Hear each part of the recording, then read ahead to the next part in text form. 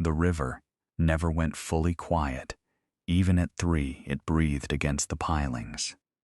He had slept inside the Drawbridge Counterweight for 9 nights, and nobody working the bridge above him knew he existed. He is moving before he has decided to move. The watch is gone from his hand, dropped somewhere in the dark of the pit, and there is no time to find it. Above him, the motor has finished clearing its throat and settled into a low, climbing hum, and the great curved rack, the segmental gear, bolted to the underside of the counterweight.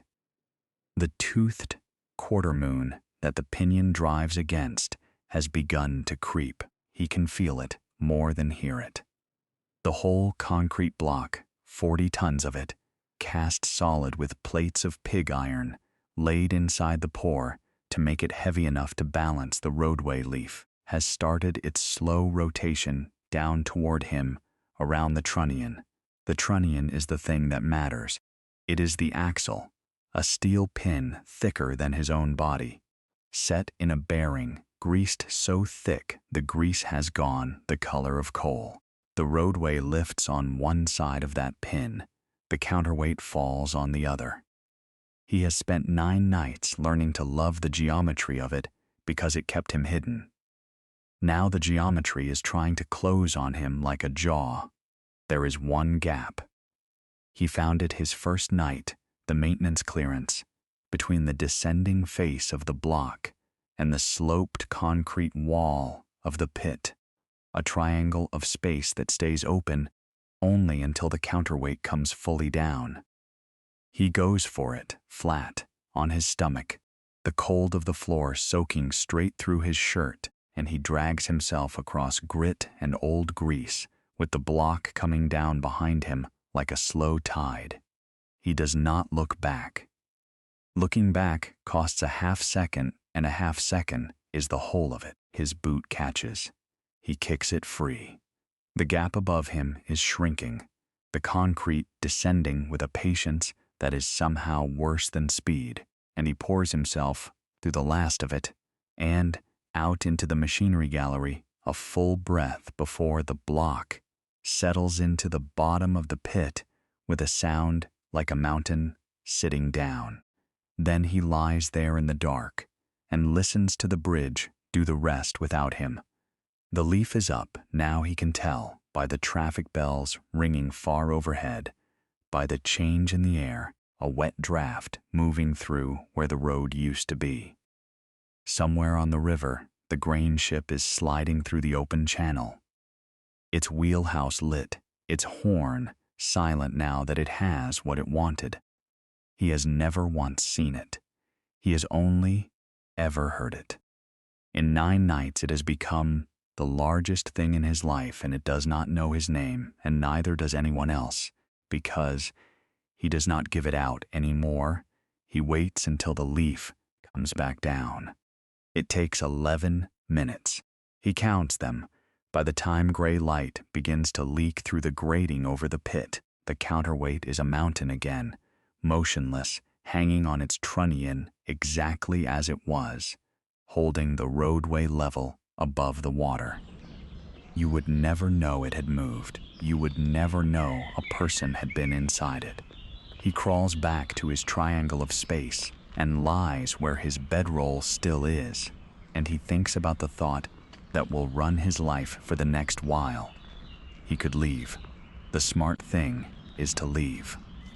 Walk up the embankment before the day crew comes. Get out to the road, put the river behind him, the way he has put everything behind him. There is nothing keeping him here. That is the entire point of him. Nothing keeps him anywhere. The state stopped keeping him on the morning of his 18th birthday, walked him to a door and through it, and did not follow. And he had understood in a clean, cold way that being kept was a thing that happened to other people. So he does not get kept. He gets gone, but he lies in the pit as the light comes up, and something in him that he does not have a name for sets its heels. He is not leaving. He is going to stay, and he is going to learn the ship. He tells himself it is practical. The pit is dry, it is warm, because the machinery bleeds heat, it is invisible. Nobody looks inside a counterweight. The only thing that can kill him here is a schedule. And a schedule is a thing you can learn. That is what he tells himself. Underneath it is something plainer and harder that he will not look at directly. The bridge tried to crush him, and he refuses to let that be the reason he goes. He will not be moved along. Not by the state, not by 40 tons of concrete, not by anyone. 9 nights, he thinks. He'll give it 9 more. He starts with the sound because sound is what he has. The first 2 days, he does almost nothing but listen. He lies in his triangle with his eyes shut and builds the bridge in his head out of noise. He learns the difference between the traffic gates coming down a descending 2-tone bell, urgent, and the span locks throwing, which is a heavy iron clunk followed by a hydraulic sigh. He learns that the operator's house is up and to the north, because that is the direction the footsteps come from when someone crosses the catwalk overhead, and that the operator wears boots with a worn left heel because the left step lands flatter than the right. He learns the machinery's own private vocabulary. The main motor, when it starts, does not start clean. It hunts for a moment, rising and falling, before it locks into its climb. The brakes release with a pneumatic hiss he can feel in his teeth. The pinion, meshing into the segmental rack, makes a sound like a very large clock being wound, and if he lays his palm flat against the base of the pier, he can feel each tooth engage as a separate small shock traveling up through the concrete into the bones of his hand. Touch tells him things sound cannot. When the tide is running hard, the whole pier trembles at a frequency just below hearing, a pressure against the skin, and he learns to read the river's mood through the soles of his boots before he ever hears it against the fenders. By the 3rd day, he can predict an opening 90 seconds before it happens, from the sequence alone. Gates, bells, locks, the motor's hunting start. 90 seconds is enough. 90 seconds is a lifetime. He works out exactly where to be, not in the pit at all during an opening, but back in the machinery gallery, behind the pinion housing, where nothing moves, pressed into a corner that smells of hot oil and ozone. He can make the crossing from bedroll to corner in under 20 seconds. He practices it in the dark until his body knows the route without his mind, until he could do it asleep, which is the point, because some of the openings come while he is asleep. The ship runs the tide, and the tide walks forward across the clock a little each day. This is the thing he has to master. The grain ship needs deep water under its loaded hull, so it comes on the high tide, and the high tide is roughly 50 minutes later each day than the day before. He does not have a tide table. He builds one. He marks each opening by scratching a line into the soft aluminum of the canteen with the edge of a bolt, and he watches the marks march later and later, and after 4 days he can hold the whole rhythm in his head. The ship at dawn today will be the ship at mid-morning in a week, and the pre-dawn opening, the 5 o'clock one that nearly took him, is drifting toward a more forgiving hour. He is, in his own hidden way, learning to run a bridge he is not allowed to touch. It should feel like survival. Some mornings it feels almost like joy. He learns the pit by temperatures, the way a blind man learns a room by touch. The machinery gives off a dry, mechanical warmth that pools near the pinion housing and thins toward the pit floor, so that lying in his triangle, he can feel the exact line where the bridge's heat gives up.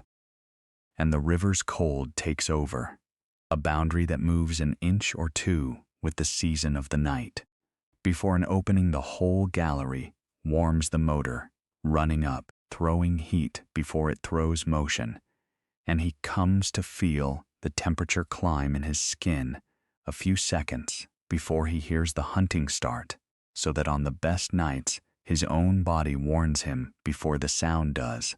The smells sort themselves the same way: cold iron and river silt at the floor, hot oil, and the Swedish burnt note of the brakes up at the machinery. And, under all of it, always, the grease, that black, coal-colored grease packed into the trunnion bearing, which has its own smell, older than the rest, a smell he decides. One night is the smell of 1931, the year the rack was cast, a year no one alive remembers, but the bridge has not forgotten. He does not tell himself he is happy, he tells himself he is careful. But he lies in the warm line between the machine and the river and listens to the tide come up, and for whole stretches of the night he forgets to be afraid, which is the closest thing to peace he has felt in 9 years. The first escalation comes on the 5th day, and it comes from a direction he has not been watching. He has been watching the river. He has not been watching the land. So he does not hear the inspection until it is nearly on top of him, not the operator's worn heel boots, but 2 sets of new ones, hard-soled, coming down the access ladder into the machinery gallery in the middle of the afternoon, when there is no ship, no opening, no reason for anyone to be down here at all. He is in the open. Bedroll, canteen, the folded jacket he uses for a pillow, all of it spread across the floor of the pit in plain sight. There is no time to gather it. There is barely time to move himself. He goes up. He has never gone up before, but he has looked at the route 100 times without meaning to, the way you memorize the ceiling of a room you sleep in. There is a steel ladder welded to the pit wall for the greasers who service the trunnion bearing, and it runs up into the shadow behind the descended counterweight, into the dead space between the block and the top of the pit that only exists when the leaf is down. He climbs it in the dark, fast and silent, and folds himself onto the maintenance platform beside the trunnion housing, into a space no wider than a coffin, with the greased steel axle a hand's width from his face, and he makes himself into nothing. The 2 men move through the gallery below. He can see them through the grating, foreshortened, the tops of their heads and the beams of their flashlights. They are not looking for him. They do not know how to look for him. They are checking the brakes and the limit switches, the ordinary business of a bridge, and one of them plays his light across the bedroll and the canteen and stops. For a long moment the light does not move. He lies against the trunnion and does not breathe. He can smell the grease, sharp and metallic, and under it the faint sourness of his own fear. He thinks, this is where it ends. They will call it in. There will be men and questions and a van and a door, and on the other side of the door, the whole grinding machinery of being someone the state has to do something about. He has spent his life staying ahead of that machinery. He would almost rather the counterweight had taken him. Then the light moves. The man says something to the other man. He cannot hear the words. Only the shape of them, low and unbothered, and the second man laughs, and the 2 of them go on with their checks and up the ladder and out, and the meaning arrives a full minute after they are gone, when he can finally breathe again. They think it is theirs. They think one of the greasers has been eating lunch down here, leaving his gear the way men do. They are not going to call anyone. They filed it under nothing. He stays on the platform beside the trunnion until dark. When he finally climbs down, his hands are shaking, and it is not entirely from the cold. That night he did not sleep in the open. He moves everything up onto the greaser's platform, into the coffin space by the trunnion, and he learns to live nearer the axle, closer to the moving heart of the thing, because being close to what could kill him turns out to be the safest place of all. It is a lesson he already knew from somewhere else in his life, though he does not let himself go looking for where. There was a watch. He lets himself think about it now, on the platform in the dark, because the watch is gone. And thinking about a thing you have lost is safer than thinking about a thing you still have. It had been his father's, and his father had been a man who fixed things, clocks, mostly, and radios, and once a church organ that no one else in 3 counties would touch. He remembers the shop, or he remembers a shape of light he calls the shop, a long bench under a window, 100 small brass parts laid out on green, felt in an order only his father understood, the smell of oil, so fine it came in a jeweler's dropper. His father's hands were enormous and did the smallest work in the world. He remembers being very young and being allowed to hold the loop, and being told that a watch is not complicated, it only looks complicated, that every wheel in it is doing one simple thing, and the trick is to see them one at a time, instead of all at once. His father died the winter he was 9. After that there were other houses, a long chain of them, each one a little colder than the last, and in none of them was he a son. He was a placement. He was a case. He was a name on a form that walked from one door to another until the last door, the 18th birthday door, that opened onto nothing at all. The watch came with him through every house because it was the only thing that was actually his, and he wound it every night, not because it kept good time, it did not. It ran 11 minutes slow over a day. He had measured, but because winding, it was a thing his father's hands had done, and now his hands did it, and for the length of the winding they were the same hands. Every wheel is doing one simple thing. See them one at a time. That is why he can read the bridge. He understands now, lying on the greaser's platform, with the trunnion breathing its cold beside him. He learned it at a bench under a window from a man with enormous hands. A drawbridge is only a very large watch. The motor is the mainspring. The counterweight is the balance, this. The rack and the pinion are wheels doing one simple thing each, and the trick is to see them one at a time. His father gave him the bridge without either of them ever knowing it. And the bridge nearly killed him, and now he cannot decide whether to be grateful or furious, so he is both, which is how he has felt about nearly everything for 9 years. The watch is somewhere at the bottom of the pit, under the counterweight, in the 6 inches of clearance where nothing living can go. He is not getting it back. He decides, lying there, that he does not need it back. He can wind the bridge instead. He can keep its time. It is a foolish thought, and he knows it is a foolish thought, and he holds on to it anyway, because a man has to keep something. He has grown confident, and confidence is its own kind of danger. He does not learn this until the 7th night, when the fog comes. The fog changes everything, and it changes it quietly. It comes off the river a little after midnight, thick and river cold, and it climbs the pier and pours down through the grating into the gallery until the pit is full of it. A wet gray, nothing that beads on the steel and softens every edge. He wakes once and cannot see the pinion housing that is 6 feet from his face. This is not the danger. The danger is what the fog does to sound. Out on the water it flattens everything, swallows distance, turns the crisp bell of the traffic gates into a smear that could be near or far, and it takes the one instrument he has spent 5 days learning to play his ears, and it detunes it. He lies in the wet dark and understands, with a slow crawl of unease, that he can no longer entirely trust what he hears, and hearing is all he has. He tells himself the ship will not run in fog.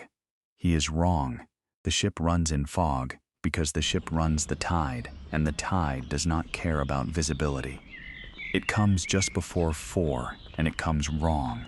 The horn, when it sounds, is not the horn. He knows the fog has stolen its edges, stretched it, turned the long, sternum-deep note.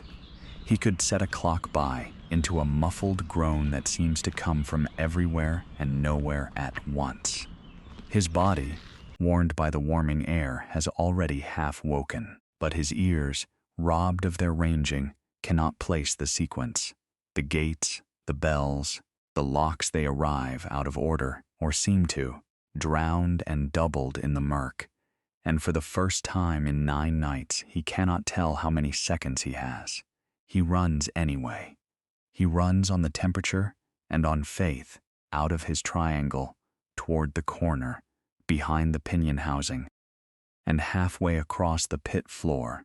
The counterweight begins to move above him, earlier than his ruined hearing said it would, the great block starting its descent while he is still in the open, in the space where nothing living can be. He does not have 20 seconds. He has perhaps 8. He goes down instead of across, drops flat, and pours himself under the descending face, into the shrinking triangle he escaped through on the first night, the same 6 inches of clearance, and the block comes down behind him with a sound like the mountain sitting on his heels, and he is through, barely, 1 boot heel, scraped by concrete, his heart going like the pinion's bad tooth. He lies in the clearance in the fog, while the leaf lifts overhead and the drowned ship slides invisibly through the channel it cannot see, and he does not move for a long time after it has passed. It was foggy. He believed his ears, and his ears lied, because he had let himself believe he had the bridge solved, and the bridge had one more thing to teach him about the difference between knowing a machine and controlling it. He does not, it turns out, control anything. He rents his safety from the river 1 night at a time, and the river can change the terms whenever it likes. He decides, lying there with his scraped heel throbbing, that he will never again trust a single sense alone, that from now on he will read the bridge with all of himself, skin and ears, and the warming of the air, and cross-check them against each other the way his father checked a wheel against the wheels beside it. See them one at a time, but see all of them. He does not know it yet. But that decision is the thing that will save the ship. The next day is the calmest of them all, and he should have known better than to trust it. The fog burns off by mid-morning, and the river lies flat and bright, and the openings run like clockwork, easy and unhurried, the ship coming through on a gentle midday tide with its horn crisp and its sequence clean. He lies in his triangle in the warm line between machine and river and lets himself, for one afternoon, simply exist. He watches the light.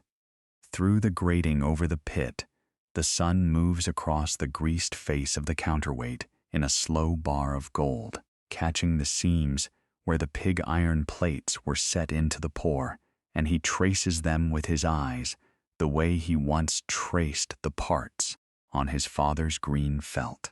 The pit smells of warm concrete and dry oil. A pigeon has gotten in somewhere overhead, and its cooing echoes down, soft and idiotic and companionable. For a few hours, the bridge is not a thing that could kill him. It is just a very large, very old machine holding a road up over the water, and he is a boy living inside it, and no one in the world knows, and it is almost enough. That is the thing about the calm. It lowers you. It tells you the terms have changed for good. The third escalation is the rivers, and it comes the very next night, and it comes as weather.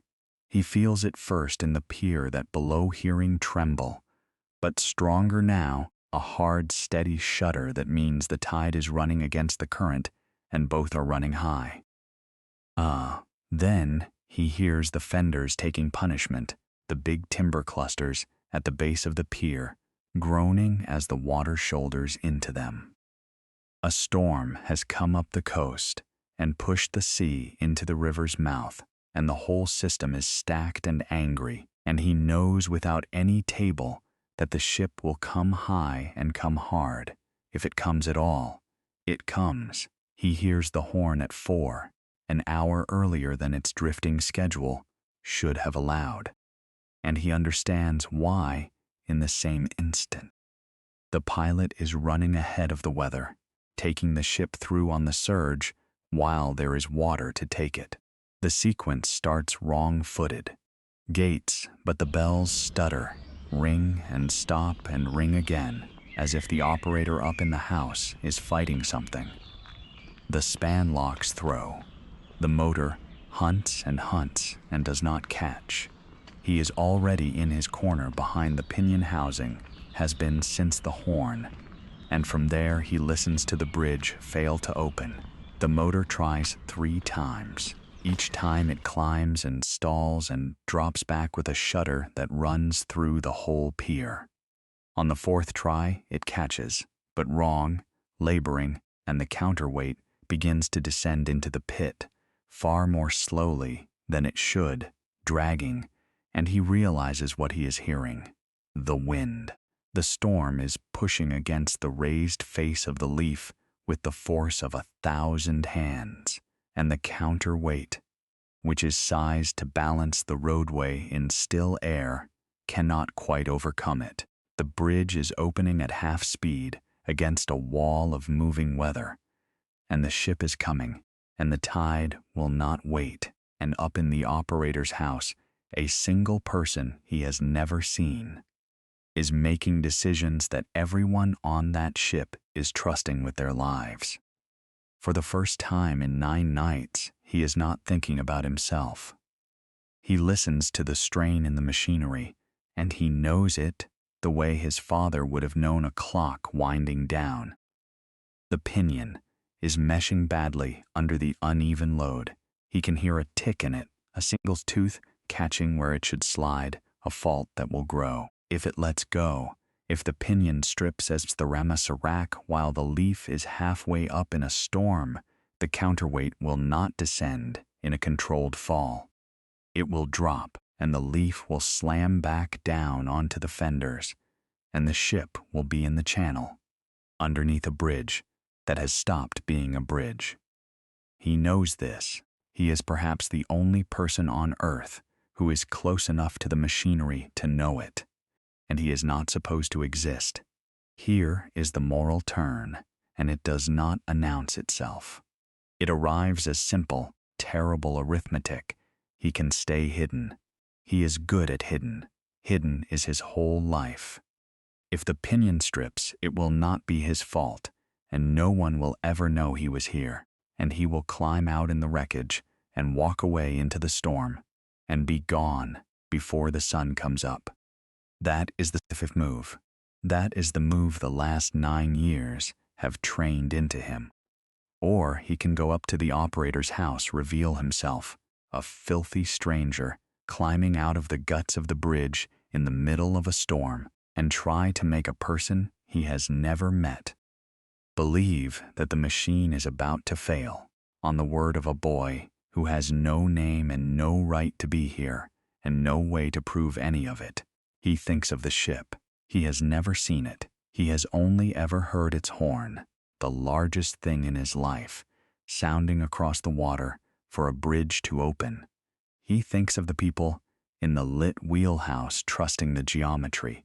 He goes up. The climb out of the machinery gallery in a storm is nothing like the climb in stillness.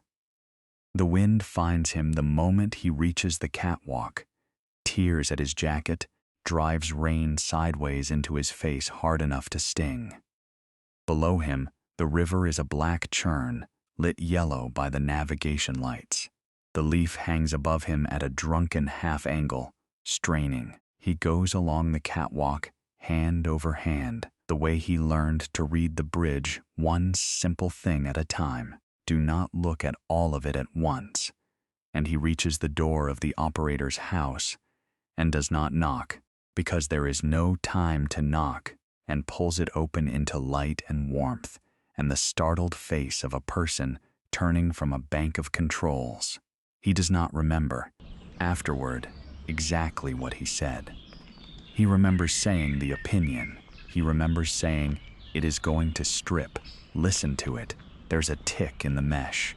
He remembers the operator, a woman, older, gray at the temples, with the unhurried competence of someone who has run this bridge for 30 years, staring at him not with fear, but with a kind of furious attention, hearing the machine through his words, cocking her head toward the floor, where the sound came up through the concrete.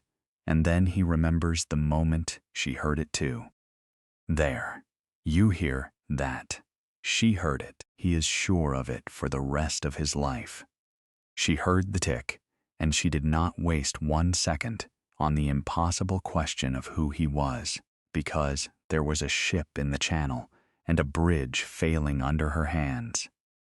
And she did the thing she knew to do, reversed the drive, took the load off the failing pinion, brought the leaf back down, slow and manual, on the auxiliary before the strip could complete, and let the ship abort its run and drop anchor to ride out the surge in open water below the closed span. The bridge did not fail. The ship did not pass and did not need to. The storm blew itself ragged against a bridge that held, because a boy who was not there told a woman who was there what her own machine was trying to say. They stand in the operator's house afterward, and neither of them knows what to do with the other. She does not call anyone. He watches her decide not to, watches her look at him, the grease, the thinness of him, the way he stands near the door like a thing ready to bolt and file him under something that is not a case number. She asks him no questions he cannot answer. She does not ask his name, and he does not offer one. She makes coffee on a hot plate and gives him a cup and lets him warm his hands around it. And she talks, not to him exactly but out loud, about the bridge. She has run this span for 30 years, she says, and she talks about it the way people talk about a difficult relative they have long since forgiven. The segmental rack was cast in 1931, and the foundry that poured it is a parking lot now. The pinion that meshes into it has been replaced twice in her time, and each time the new one seats badly. For a month before it wears itself into the old rack's habits, which is why she trusts a fresh tick more than an old silence. The trunnion, bearing the great greased axle he has been sleeping beside, has never once been pulled, because there is no crane in the county big enough to lift the leaf off it. So the bearing that carries the whole weight of the bridge has to be babied where it lies, greased by hand by men who crawl down into the pit on their lunch breaks. She says this last part with the ghost of a look at him, and he understands that she has worked out where the bedroll came from, and that she is telling him, in the only way she will, that she knows. He listens the way he listens to everything, taking it in, storing it, and he understands that she is doing for him what his father did without meaning to, handing him a machine, as if it were a kind of love, one wheel at a time, trusting him to see them. He has not been handed anything in 9 years. He does not have a word for what it does to him, so he holds the coffee tighter and lets it be warmth in his hands, which is a thing he can name. When the light comes gray at the windows, she tells him the day crew arrives at 7. She does not tell him to go. She tells him when they arrive. It is the same information, and it is not the same thing at all. and he understands the difference, and he finishes the coffee. He goes down before 7. Back into the gallery, past the pinion with its bad tooth that will be pulled and replaced within the week. Now that someone knows, past the descended counterweight holding the road level into his triangle of clearance where his bedroll still is. He gathers it, he rolls it tight. For the first time in 9 nights, in 9 more nights, in 18 nights, in a life, he has been seen by someone who did not make him into a problem to be solved, and it has left him with a feeling he distrusts as much as he wants it, and he does not know yet what to do with it. He climbs the embankment in the last of the dark. At the top, he stops and looks back at the bridge, at the operator's house with its lights still on, at the great sleeping block of the counterweight he lived inside of for 9 nights, and could not quite manage to be killed by. He does not decide whether he is leaving for good. He decides only to walk up the road and see. Behind him, in the operator's house, the light stays on, and on the windowsill outside her door, where anyone climbing the catwalk would pass it, she has set something small and dark that catches the first line of sun a watch, wound and ticking, its glass wiped clean of grease, running. He would find if he ever went back to check exactly 11 minutes slow.